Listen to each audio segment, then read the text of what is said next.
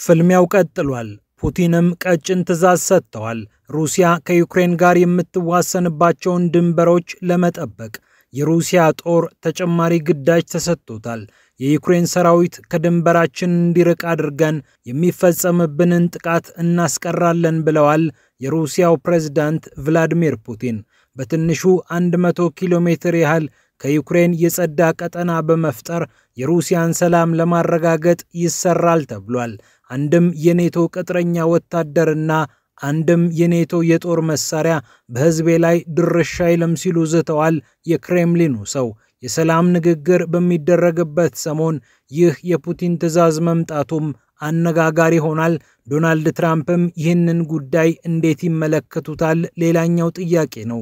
በተመሳሳይ ኪየቭና ሞስኮ ከባድ የድሮን ውጊያ መዋጋታቸውን ቀጥለዋል። በመቶዎች የሚቆጠሩ ድሮኖች ከዚህም ከዚያም እየተተኮሱ ነው። ሩሲያም እጅግ አደገኛ አውዳሚ ድሮኖችን እየተጠቀመች መሆኑም ታውቋል። ፒያሳ ኔትወርክ እነዚህንና ሌሎች ጉዳዮችን በጥልቀት ይመለከታል። ፒያሳ ኔትወርክን ሰብስክራይብ፣ ላይክ እና ሼር በማድረግ የጥልቅና የተአማኒ ዘገባዎች ቤተሰብ ይሁኑ ስንል ጋብዘናል። አብረን እንቆይ።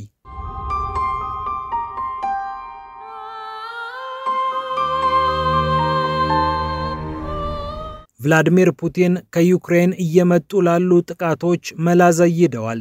ከዩክሬን ጦር የጸዳ ቀጠና በፈር ዞን መፍጠር። ፑቲን ይህንን ያሉት የሩሲያን ግዛቶች በሚገባ ለመጠበቅ በመከረ የመንግስታቸው ስብሰባ ላይ ነው። ኩርስክ፣ ቤልጎሮድ እና ብራያንስክን በተመለከተ ስብሰባ የተቀመጡት የሞስኮ ባለስልጣናት ከፑቲን አፍ አዲሱ እቅድ ተነግሯቸዋል። በእርግጥ ፕሬዝዳንቱ ይህንን ያሰቡት ዛሬ አይደለም። በወረሃ መጋቢት ዩክሬን ድርሽ የማትልበትን ቀጠና እንፈጥራለን ብለው ነበር። ፑቲን ይህንን ከስጋት የጸዳ ቀጠና መመስረት ለሩሲያ የህልውና ጉዳይ ነው ብለዋል። ድንበር አቅራቢያ የሚኖሩ ዜጎችን ደህንነት መጠበቅ አለብን ሲሉም አስምረዋል። የኔቶ ቅጥር ነፍሰ ገዳዮችም የጦር መሳሪያዎችም እንዳያውኩን እናደርጋለን ብለዋል በመልእክታቸው። ፑቲን ይህንን ከማለታቸው አስቀድሞ በኩርስክ ክልል በልጎቭ ከተማ የተሰነዘረ ጥቃት 2 ህፃናትን ጨምሮ 12 ሲቪሎችን ገድሎ ነበር። የኩርስክ ክልል ጊዜያዊ አስተዳዳሪ አሌክሳንደር ኪሽቴን የዩክሬኑ ጥቃት የተፈጸመው ወደ ሪልስክ በሚወስደው አውራ ጎዳና ላይ ነው ብለዋል። ጥቃቱ በድሮንና ሂማርስ እየተባለ በሚጠራው የአሜሪካ የሮኬት ማስወንጨፊያ ስርዓት መፈጸሙንም ራሻ ቱዴይ ዘግቧል። በዚህና በመሰል ጥቃቶች የተቆጡት ፑቲን ኪየቭ ከነቅጥረኛ አጋሮቿ የሽብር ስራ ላይ ነው ያለችው፣ የሲቪል ተሽከርካሪዎችን ያነዳሉ፣ አምቡላንስ ሁሉ አይቀራቸውም በማለት ድርጊቱን ገልጸውታል። ይህንን ማብራሪያ ሰጥተው ነው ማንም የማይፈነጭበት ቀጠና እንፈጥራለን ያሉት ፑቲን። የሩሲያ ጦር የተሰጠው ግዳጅ ዝርዝር እስካሁን ይፋ ባይሆንም የሀገሪቱ ወታደራዊ ተንታኞች ግን የተለያዩ መላምቶችን አስቀምጠዋል። አስተያየታቸውን ከሰጡት ሰዎች መሃል ኮሎኔል አናቶሊ ማትቪቹክ ይገኙበታል። እኒህ ጡረታ የወጡ ኮሎኔል የፑቲን ሐሳብ ምን ሊሆን ይችላል የሚለውን ለስፑትኒክ ተናግረዋል። ኮሎኔሉ ሩሲያ ከጠላት ነፃ የሆኑ ወረዳዎችን ስትመሰርት ያሁኑ የመጀመሪያ አይደለም ይላሉ። ይህ አሰራር በኋለኛው የሶቪየት ዘመን በአፍጋኒስታን የተተገበረ ነው። በቅርቡ ደግሞ ሶሪያ ላይ ተመሳሳይ ነገር ተደርጓል ይላሉ። የሩሲያ ሐሳብ ለተለያዩ ክልሎች ከለላ መስጠት ነው የሚሉት ወታደራዊ መኮንኑ ቤልጎሮድ፣ ኩርስክ፣ ብራያንስክ፣ ክራይሚያ፣ ዛፖሪዥያ፣ ኬርሰን፣ ዶንባስ ከኔቶ መድፍ ይጠበቁ ዘንድ ይህ እንዳስፈለገ ይገልጻሉ። ሩሲያ ዓለም ቀድሞ ያወቀላትንም ሆነ ኋላ በብረት ከዩክሬን የተረከበቻቸውን ግዛቶች በዚህ መንገድ ለመጠበቅ አቅዳለች። የጥቃት ነፃ ቀጠናው የሚሰፋው እስከ 100 ኪሎ ሜትር እንደሆነም እየተነገረ ይገኛል። ኮሎኔል ማትቪቹክ የርቀቱን ጉዳይ ያብራራሉ። ርቀቱ 100 ኪሎ ሜትር እንዲሆን የተወሰነበት ዋና ምክንያት የኔቶ ረጅም ርቀት የጦር መሳሪያዎችን መሰረት በማድረግ ነው ይላሉ። አብዛኛዎቹ ለዩክሬን የተሰጡና አሁን በግንባር ላይ የሚገኙ የኔቶ ተወንጫፊዎች መጓዝ የሚችሉት እስከ 70 ኪሎ ሜትር ድረስ ነው።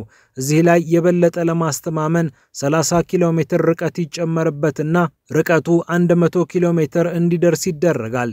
ይህም ድሮኖችና ሚሳኤሎች በቀላሉ እንዳይደርሱ ያስችላል። ሩሲያ በእነዚህ ከዩክሬን ጦር ሰራዊት እንዲነጹ በተፈለጉ አካባቢዎች እንኳን ወታደር አስተዳደር ማየት አትፈልግም ተብሏል። በእነዚህ ስፍራዎች የሚኖሩ ዩክሬናውያን አርሰው እንዲበሉም ሆነ ሸምተው እንዲመገቡ ይፈቀድላቸዋል። እነርሱን አስተዳድራለሁ የሚል ባለስልጣን ግን ድርሽ ማለት አይችልም። ይህ አሰራር ሙሉ ለሙሉ ወደ ትግበራ ሲጓዝ የዜሌንስኪ ጦር ክንፉ እንደሚመታ ግልጽ ነው። በቅርብ ርቀት ሆኖ መተኮስ ይቀራል። ከ100 ኪሎ ሜትር በላይ መጓዝ የሚችሉ ሚሳኤሎችን ደግሞ በገፍ ማግኘት ያስቸግራል። ኔቶ ደግሞ መሰል ሚሳኤሎችን ለራሱ ደህንነት አጥብቆ ይፈልጋቸዋል።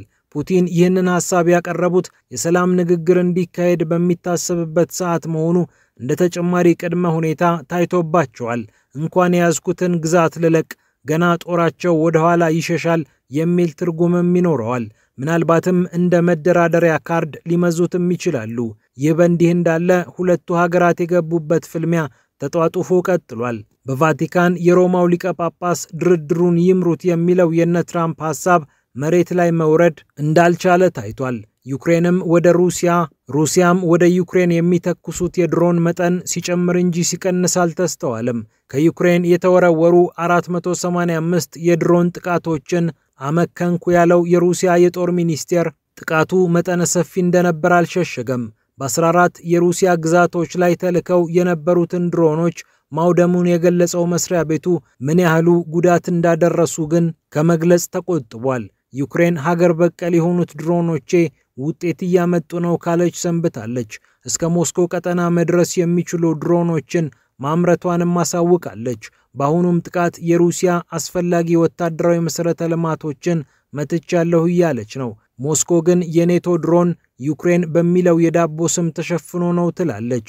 ቫምፓየር የተሰኘ አደገኛ ድሮን እንዳላት ያወጀችው ኪየቭ ሩሲያን የሚያጠቁ ሌሎች ድሮኖችንም እንደሰራች በተደጋጋሚ ተናግራለች። ሩሲያ በአጭር ጊዜ ውስጥ ከፍተኛ የድሮን ምርት ከጥራት ጋር እያመረተች ነው። ከዚህ ቀደም ከኢራን ከተቀበለቻቸው ሻሂድ 136 እና ራሷ ካመረተቻቸው ላንሴት ድሮኖች በተጨማሪ በቅርቡ አስደንጋጭ ድሮኖችን ወደ ስራ አስገብታለች። ዳርትስ፣ ሻርክ ኤም እና ሴተስ 240 የተሰኙት አውዳሚ ድሮኖች ተጠቃሽ ናቸው። እነዚህ ድሮኖች እንደ ድሮን ብቻ ሳይሆን እንደ ግዙፍ ጀት አደገኛ ቦምቦችን መጣል ይችላሉ። ወደ መሬት በሚወድቁበት ቅጽበት በከፍተኛ ግፊት ከባድ ፍንዳታ በመፍጠር በዙሪያቸው ያገኙትን ሁሉ ወደ አቧራነት ይቀይራሉ።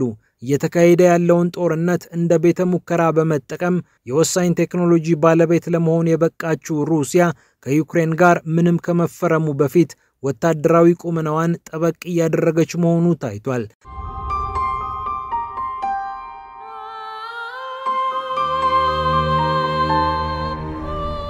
ከፒያሳ ኔትወርክ የተከታተላችሁት ዝግጅት ይህንን ይመስላል።